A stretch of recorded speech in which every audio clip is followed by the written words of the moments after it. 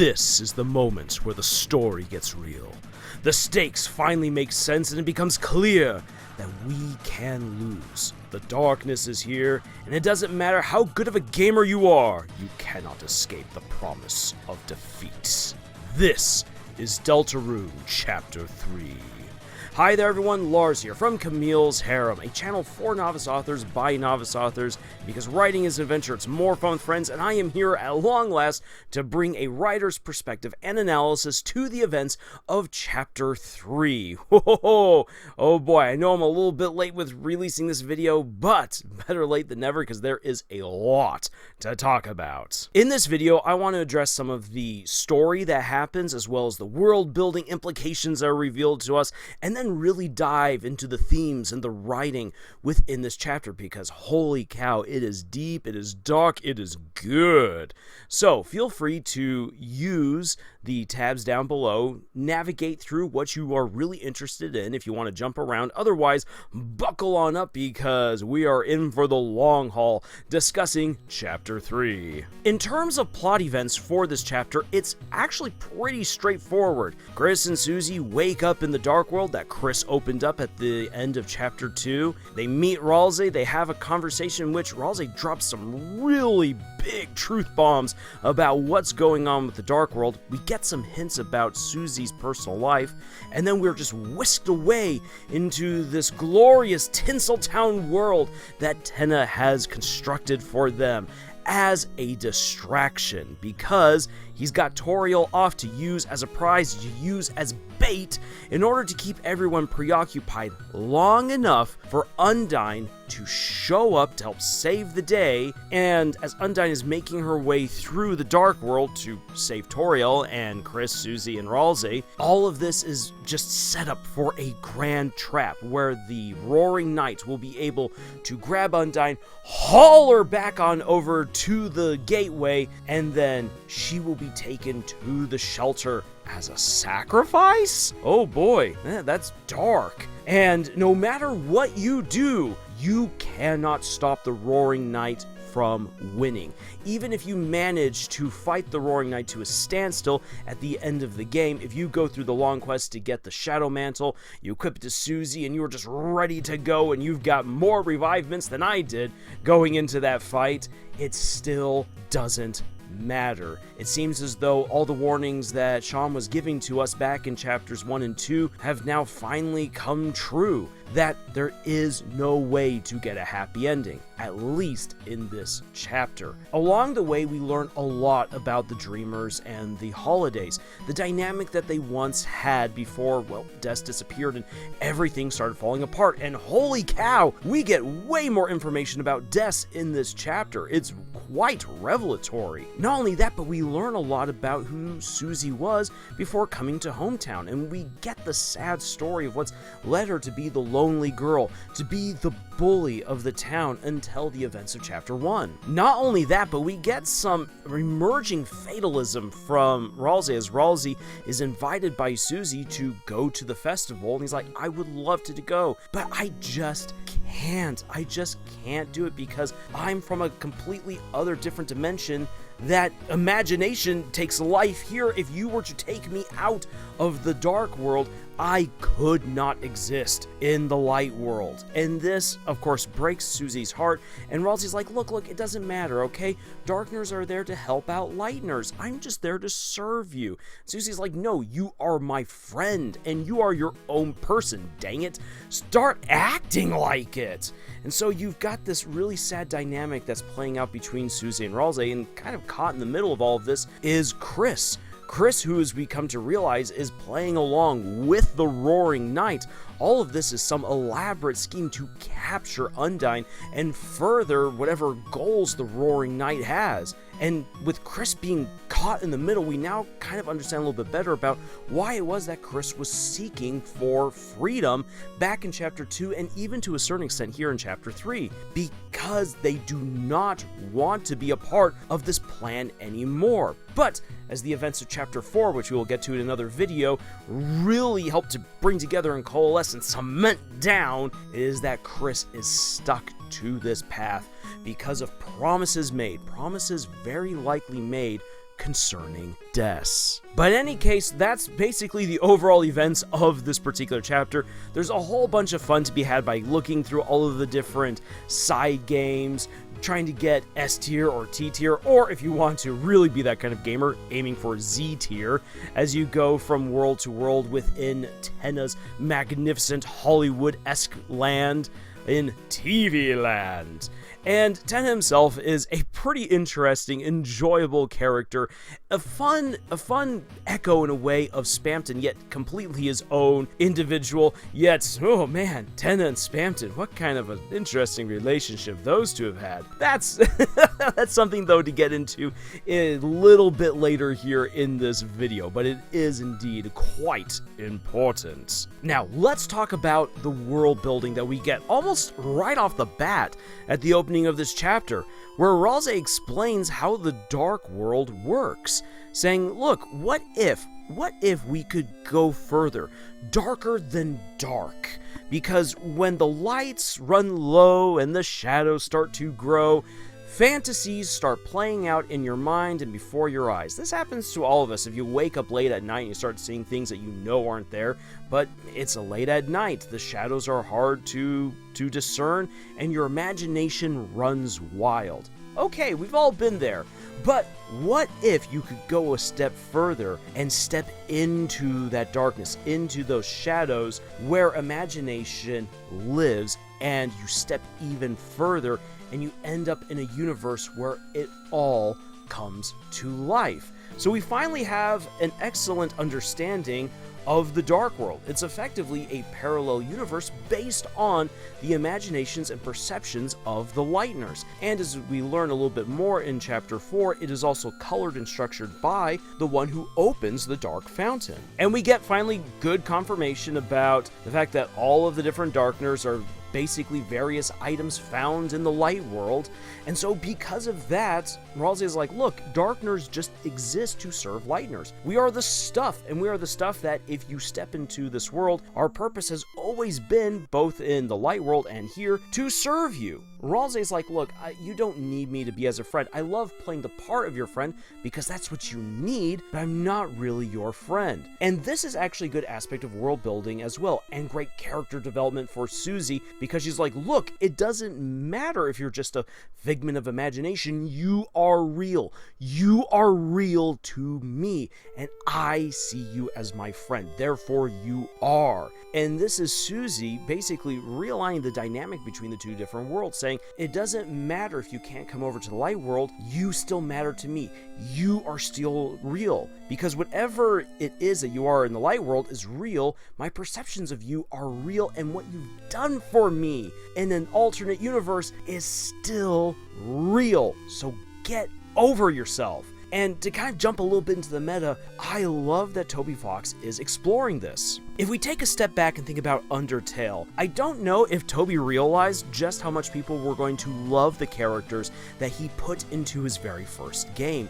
People interacted with this game that was meant to be a mirror of you as you played through it. What kind of a player are you? What kind of an ending do you earn through your actions? But people really formed relationships with these characters where your options, even though you had actually plenty more options in Undertale than you do in Deltarune, really you're just kind of gunning towards, well, one specific ending. Interestingly enough, you're not really developing the relationships with these characters that you think you are when you're just playing initially through Undertale. Now, me saying that flies in the face of how many fans have reacted to Undertale in very positive ways because they developed relationships with these fictional characters, were blown away by them, and wanted them to have the happiest ending possible, which is why so many people got angry when there were those who would go the genocide route, because they truly loved these fictional characters. And I feel like Toby's playing around with that here in Deltarune by saying, I understand that you guys really want to love these characters, so I'm going to put you on an adventure where you are going to come to love Chris, Susie, and Ralse, and you are going to be with them every step of the way as they form a friendship and as that friendship grows. And as a result, you will feel truly like friends with them. I feel like that's what's happening here at the beginning of this chapter. This is, in a way, a reconciliation, not just between Ralsei and Susie about the dynamic between Light World and Dark World, but also a reconciliation between the player and the game. Acknowledging that the game is make-believe, it's fantasy. It's only as real as it is when you're playing it and in your own imagination. But that does not mean that the relationships that you build and the experiences that you have are fake. In fact, they are very much real, and if they are positive, will have a great influence on you, just like Susie's experiences in the Dark World have had on her. It's a very, very beautiful moment, despite how sad and harrowing it is. And that, everyone, is the power of great world building. Okay.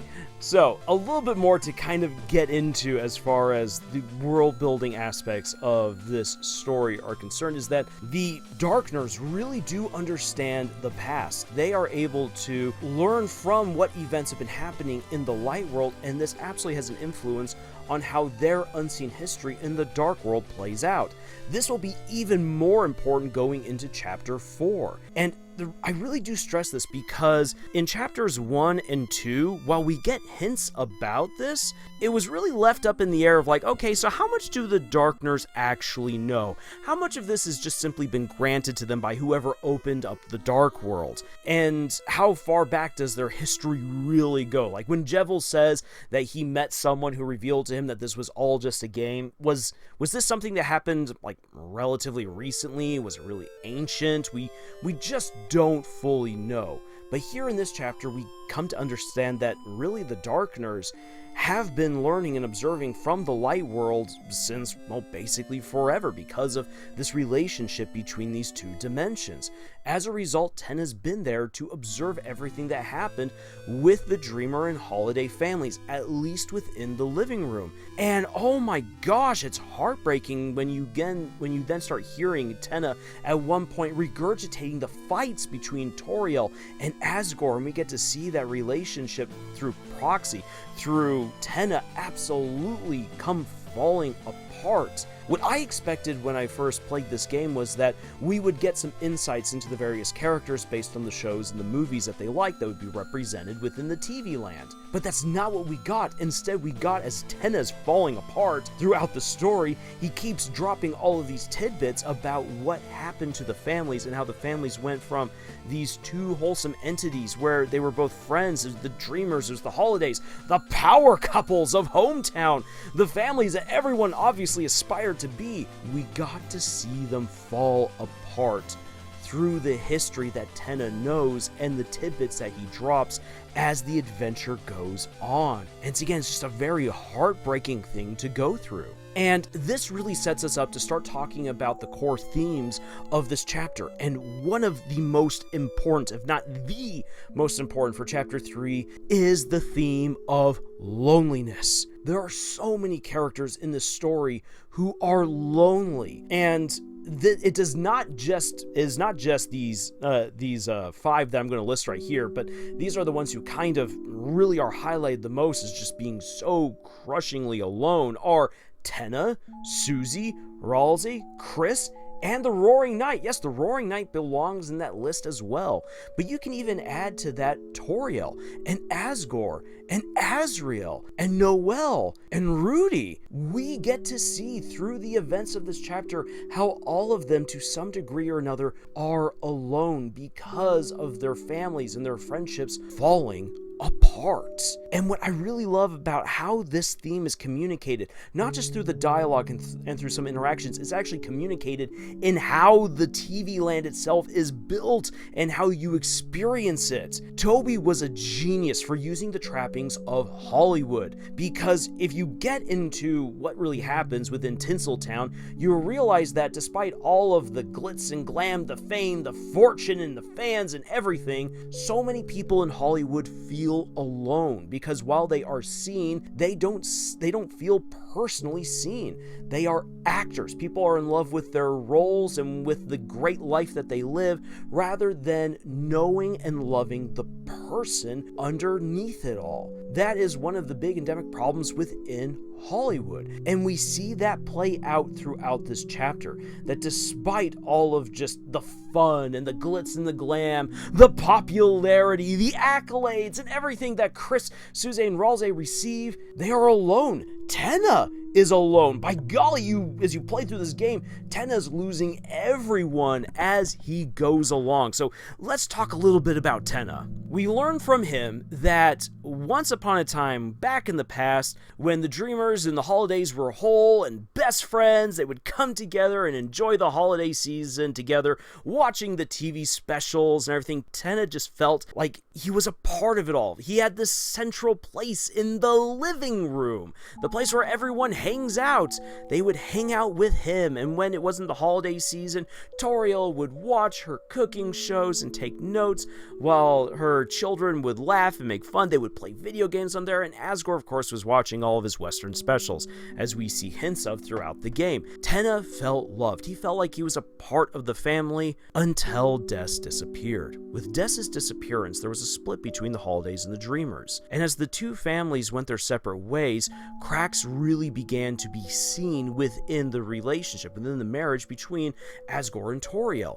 And we get snippets of what happened, of how things began aggravating each other, how they would argue with one another, and it led to them splitting up. When they split up, the Dreamer family just kind of all shut down. Chris and Azrael stopped playing video games quite so much, and without tons of people to cook and bake for, Toriel didn't have any need to continue watching baking and cooking shows on the television in order to gain new recipes for the next time that everyone hung out. As a result, Tenna was just left alone to collect dust. He was unplugged in Chapter 1 before the events of Chapter 2, when it was all set up as a grandiose trap to catch Undyne. So Tenna's just been alone for quite a bit of time now, and has wanted to reconnect with people. And what's really sad about all of this is that, for instance, you would think that Chris should be close with Tenna. That's what Susie's assumption is. But because Chris is just using Tenna in order to fulfill the great trap that they and the Roaring Night have put together in order to get Undyne, Chris doesn't really have any sort of positive reconnection with Tenna. And we see Tenna being absolutely scared to interact with Chris.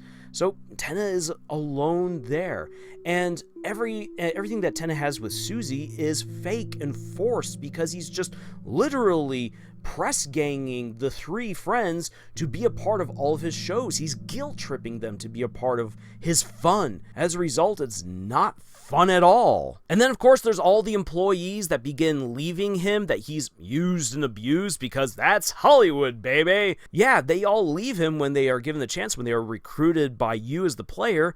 And so he's left alone. All of his machinations, his forced romance and everything, it doesn't work. He knows the Roaring Night is just using him, and without being able to force people to watch him, Tenna feels just absolutely alone. And he knows that he's aging. He's an aged television set. He knows that eventually his time will be up. He's overheard Toriel thinking about getting a new television, and he's absolutely scared. And way back in the day when Des would hang out over at the Dreamer's house, she brought over a laptop, and he got absolutely terrified. He's like, oh my gosh, new technology. I'm going to be abandoned. I'm going to be gotten rid of. And so he connected with Spamton, but Spamton was just using him for a deal. And when Spamton fled in the events of his personal storyline, Tenna was again abandoned by someone that he believed was going to help him. So Tenna has been abandoned a bit more than once, as the saying goes. He's not just once bitten, twice shy. He's multiple times bitten and begging for someone to pay attention to him. Tenna is alone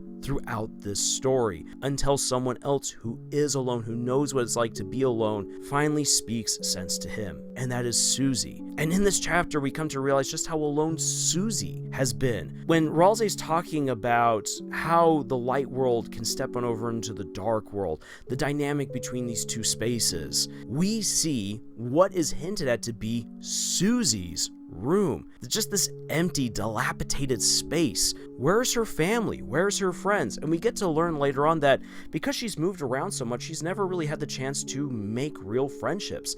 Eventually, people just really saw her more as just the trouble child, as she says, a broken toy. And the only way she ever got any attention was by being bad, by being a bad kid, by being a bully, which made her, in the end, even more alone because people had less incentive to connect with her. And when Toriel's like, you're going to be all right, you're going to make friends, she didn't immediately make friends. Sure, Noelle gave her a pencil, which she was very happy about, but Noelle and she never connected beyond that, despite the fact that Susie would love to connect with Noelle. It just never happened. And she was just so angry at Chris. How could the child of this teacher who gave her so much hope not pay attention to her, not be her friend? It just encouraged her even more to be a bully until she started making friends, first with Lancer, then with Chris, then Ralsei. And then to hear Ralsei say, look, I'm just a figment of your imagination, so too is Lancer. Forget about us, make real friends in the light world. We don't matter. That's like saying, Susie, so many of your friends that you have, yeah, you actually don't really have any friends. This is telling Susie again, you're all alone. You're not good enough. You're a broken toy. So obviously for Susie, that's a no-go, and it's so beautiful to see Susie just kind of take matters into her own hands, into her own claws, and it's like, no. For one thing, Ralsei, shut up. You are my friend. You do count. I don't care if you're in another universe. You are real to me, dang it.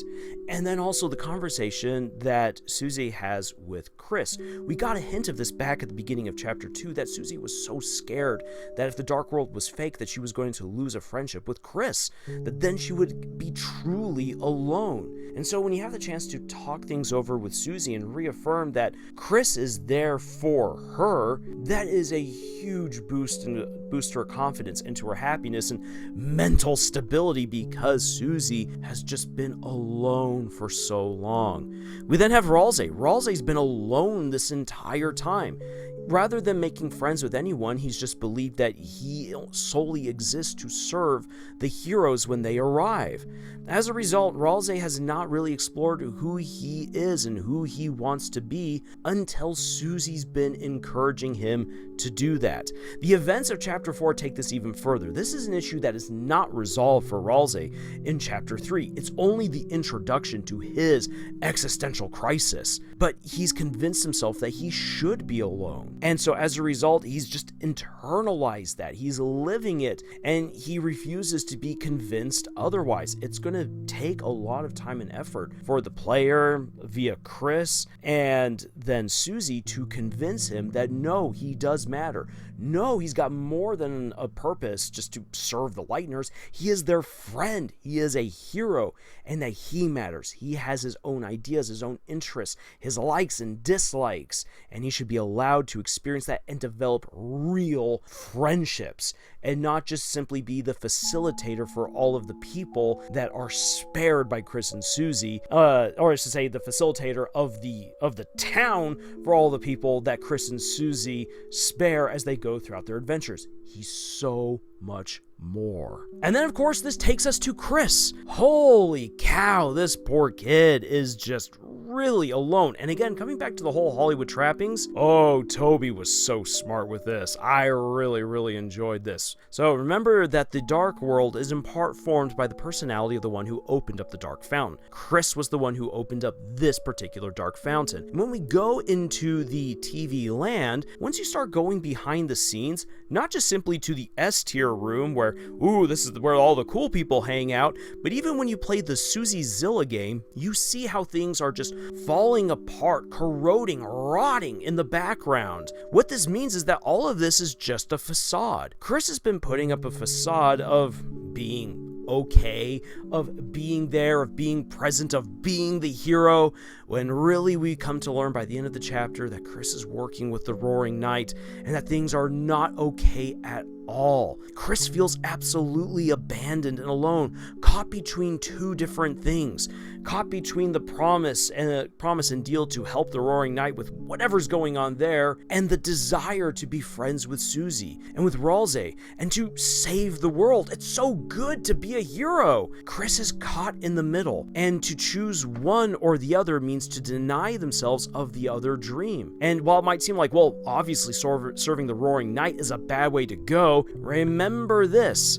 Des is very important to Chris, and while we get way more details that help us to fit everything together in chapter 4, I will say this, is that when you put the two chapters together, you come to realize that Chris is very likely doing everything that they're doing in order to help Des.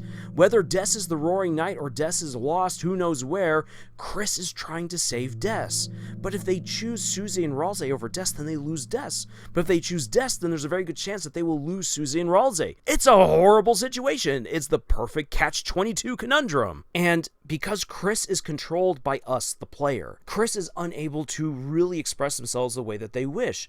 And then caught between these two different desires, stuck in a promise that obviously is not leading to the best of situations, Chris would feel absolutely so abandoned and alone. And now it makes sense why Chris was exploring the possibilities of gaining their freedom. It's not just simply to break the hold that the player has over them, but if Chris could be truly free, knowing everything that they know, maybe there's a chance that Chris could fix everything. But being stuck in the situation that they are, they basically get to live out life as we dictate and are unable, beyond what choices that we allow them to have these opportunities. Chris is unable to interact with the people that they care for the most. It's rough. That is alone. That's being alone in a crowd, just in a very perverse, awful way. And then there's the Roaring Knight. As other people have pointed out, and I really do like this musical analysis, they say that there is no freedom leitmotif to the Roaring Knight. The Roaring Knight just seems to be this entity of darkness that's there to punish the heroes, to kidnap Undyne, to wreak destruction. I mean, the Roaring Knight just absolutely carves up Tenna at the end of the chapter. The Roaring Knight, who's presented to us as this unstoppable enemy, is also alone. Because if the Roaring Knight, especially if the Roaring Knight is Des, then the Roaring Knight finds themselves in the exact same position as Chris. And if the Roaring Knight is just another one working with Carol to bring about the roaring, well, that's honestly a really dark, demented thing to do. The Knight does not really have any friends. Where the Knight is going is not any kind of cheerful, happy place or conclusion. It's all just dark and awfulness. Imagine being someone who that is your reality. Everything is just sucky. Everything's only ever going to be bad. Or you're being controlled by someone else. That's just demented. That's an existential crisis. That's taking what Chris is going through and kind of cranks it on up to 11. As a result, the Roaring Knight is really just as alone as Chris and Ralsei and Susie and Tenna. And of course, Toriel's alone because she's now a single mother, unsure if Azrael's really going to want to be back home in hometown. We get some hints of the relationship between Azrael and Des. Probably was a fun little crush at one point, but now that person is gone. I think Azrael also knows what's happened to Chris, and Azrael's probably like, I'm just getting out of Dodge. This place isn't for me anymore. But going out into the big wider world, he's absolutely alone. Poor Asgore. This guy just seems to have been rejected by everyone. He's lost his job, he's lost his wife and his kids, and he's just alone as the failure in town. He's absolutely alone in the situation that he finds himself in. Rudy being stuck in the hospital, unable to help out Noelle. Noelle feeling like she's caged by her mother. All of these characters are alone in one way or another. And this chapter really amplifies that and helps to then underscore the main theme and purpose of Deltarune, which is to become friends with everyone. Because only by forging good, positive, healthy relationships can this loneliness that's adversely affecting and destroying the lives of so many people, only through positive, healthy relationships can that loneliness and darkness be banished. And that is something I just find so beautiful about this chapter. While this chapter gets dark and harrowing so many times, holy cow, you need that darkness in order to really solidify the stakes of the story, that you can lose, that the ending of the world is indeed coming, and that so many lives have been destroyed in the process, and yet, friendship might just save the day. And if it does, it will do it not just simply because with the power of friendship we can defeat the Titans and the Roaring Night.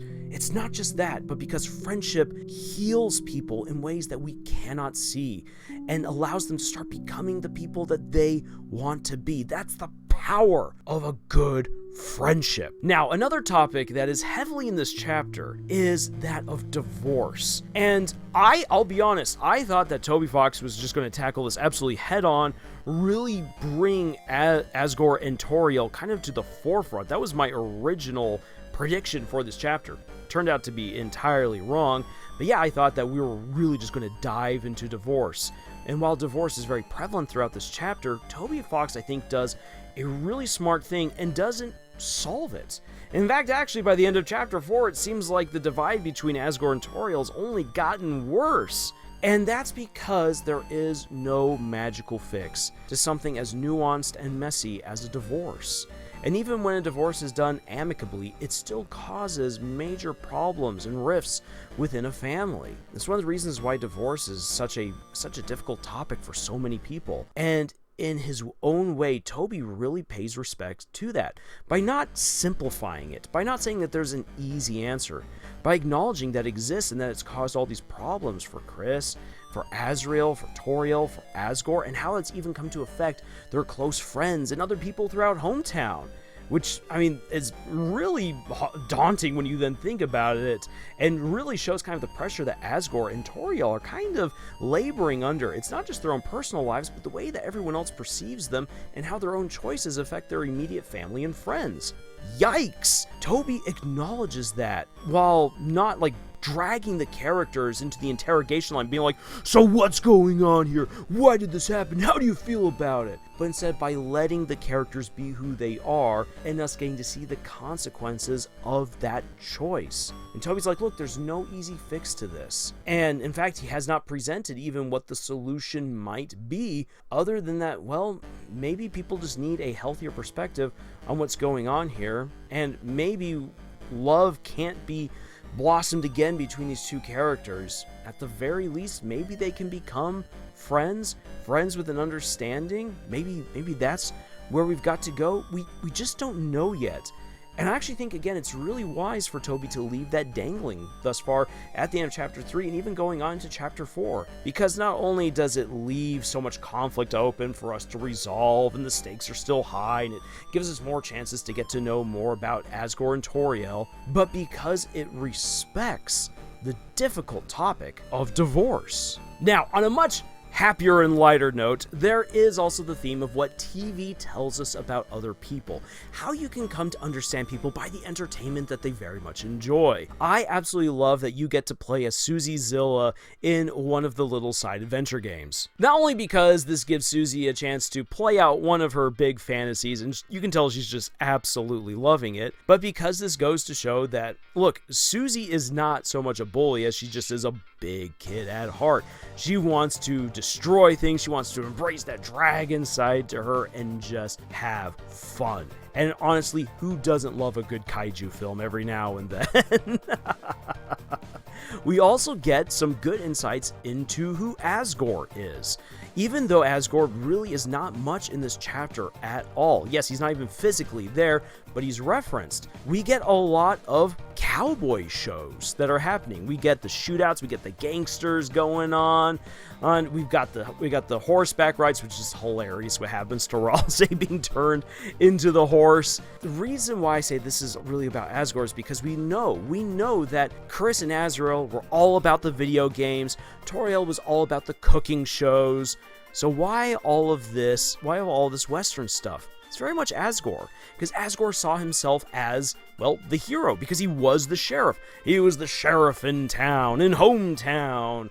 He was the guy that everyone loved and looked up to. He was the guy who would fight all of the villains and save the day, protect the people that he loved. This is the mindset that Asgore has, and this actually sets us up for understanding some of the shady elements that happen at the beginning of Chapter 4.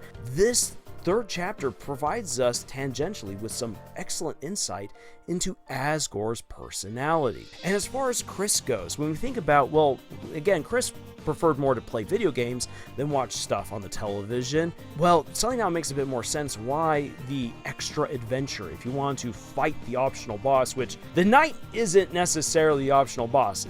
She's the boss that we can choose to stand against if we wish. It's the Shadow Mantle, this weird individual there in the dark that we have the chance to really go up and fight. In this case, we get to play through retro games. This is what Chris really identifies with. And so, as we go through this, we come to understand why it is that Chris actually is the OG gamer there within the school. I mean, Birdley and Noel, sure, they've been playing Dragon Blazers and all that good stuff, but Chris has gone back to the old school stuff, to the original stuff, to the homages for Legend of Zelda and the likes. And Ram, in their conversations with Chris, is like, hey, Chris, you love playing these games, right, because of freedom, don't you? You want to be free, right? Right? You love these games, right? But as the conversations go on, and Ram's like, wait a second, why are you playing these games? Because actually, in the end, it's very clear that Chris isn't free. We are still in absolute control of Chris. Why is Chris then playing these games? Well, Chris is playing all of these games, has been playing Deltarune itself because there is someone worth playing for. And that's something actually genuinely heroic about Chris. If you go all the way through and get the Shadow Mantle and everything, you can have a fantastic cruisy moment where Chris saves Susie, but it's not just simply, oh, shipping.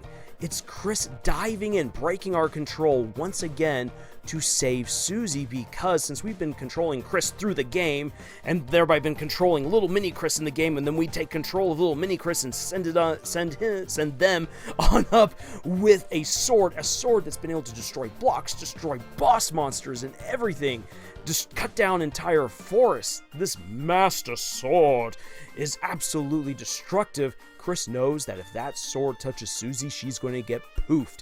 And so Chris pulls Susie out of the way. Chris has been playing these games very likely again to save Des, but now Chris has even more reasons, more people to play these games for, to save Susie, to save Ralsei, to save everyone that they love. That is what I see happening when we play these games. Chris used to play games for the fun of it, but Chris played games with Azrael. When Azrael was no longer around, Chris stopped playing games. Why is Chris playing games now? Because there are people that they love and people that they can play the games with. That is what we learn about Chris through this chapter. Now, of course, there's so much more that can be broken down and talked about with just this one chapter alone, and those are conversations and videos that I want to have and to make down the road, because by golly, this video is already pretty long. So let's start wrapping things up a little bit, and let's talk about what kinds of writing advice and lessons we can pull out of this chapter, what Toby did with it. One of the very first things that I want to bring up is this, is that with all the complexity and nuance and themes that are here in this chapter, I guarantee you this, Toby did not plan all of that out when he first started out with this chapter. 100% he did not. I think it is that he had a really great idea of going into a TV world and then just exploring what that TV world would be like and how the TV world is actually one giant misdirection and trap. I think that that's originally what he was working with, and of course, what this would mean for Chris, Susie, and Ralsei. But as you write, as you create, and as you explore this world and its characters, you'll come to understand, even through your own works, that there's so many other themes that just start coming to life. Some of the best discoveries in my own writing are when I realized, I did not plan out this theme. I did not plan out this twist, and yet it started forming organically as I was writing. as a writer, you don't need to worry about having literally everything your story needs right off the bat. Your first draft is there to help you just get the story and the characters and your ideas out onto the page. And as you edit and refine your story, you will come to discover so many amazing things that you just subconsciously put in there. When you find a gem that you didn't realize you'd written in there, cultivate it. See how it can enhance your story going forwards. Have fun with it, because again, I feel like the trappings of Hollywood and how that helps to represent loneliness, that's something that Toby didn't initially think of, but definitely leaned into as he explored more of TV Land and was creating that. All the stuff with Susie and Chris and Ralsei definitely evolved and grew as he was developing this chapter. And that's something that I really want everyone to take to heart. You are not going to have your entire story when you first begin writing. And that's something that's very daunting and frustrating for a lot of writers. Well, the solution to that is just to keep on writing and then tackle the immense project of editing your story. Yikes! But it is possible, and it is absolutely worth it to do. Another great bit of writing advice is this. When it comes to tackling very sensitive and big topics, don't just offer simple solutions. There are times for simple solutions, and maybe even simple solutions for the characters within the moment. But you shouldn't turn around and then break the fourth wall and preach to your audience, and this is how you solve it all. Because the more that you come to learn about life in the world, you realize that while simple solutions do exist, they don't exist for everyone. And for larger issues, for instance, like divorce, it really is hard to find a good, simple solution. Now, that has led some authors to be like, well, then maybe I shouldn't touch this topic at all because it's just so icky and nasty and uncomfortable for people. And others are all like, no, I should dive into this and show just how awful it is. Yeah. Well, I mean, it kind of depends on the story that you want to tell, but what I'd say is this, is that be respectful of the weightier topics that you wish to engage in. As an author, I have dealt with matters of sexual assaults, of murder, crisis of faith, crisis of identity, betrayal, loneliness, all very deep and complicated issues. And there are times where I've said, look, here's kind of a big idea within the story that maybe the reader could apply to themselves that might help them out, but more importantly, it's what kind of a solution can I give to my characters in the moment?